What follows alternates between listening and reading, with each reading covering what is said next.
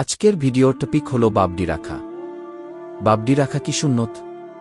আপনি কি জানেন বাবডি রাখা অর্থাৎ চুল বড় রাখা এটি রাসূলুল্লাহ সাল্লাল্লাহু আলাইহি ওয়াসাল্লামের একটি সুন্নত। সহিহ হাদিসে আনাস রাদিয়াল্লাহু আনহু বলেন, নবীজির চুল ছিল কান পর্যন্ত। সহিহ মুসলিম হাদিস 2337।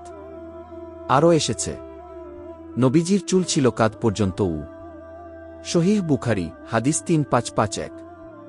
তবে মনে রাখবেন রাসূল সাল্লাল্লাহু আলাইহি ওয়াসাল্লাম বলেছেন, যে চুল রাখবে সে যেন তা পরিচর্যা করে সুনান আবু দাউদ হাদিস 4163।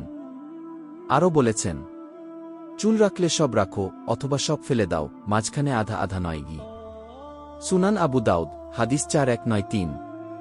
তাই যদি আপনি বাবডি রাখেন, রাখুন সুন্নতের নিয়তে, ফ্যাশনের জন্য নয়। সুন্নতের পথে চলুন, রাসূলের ভালোবাসা অর্জন করুন।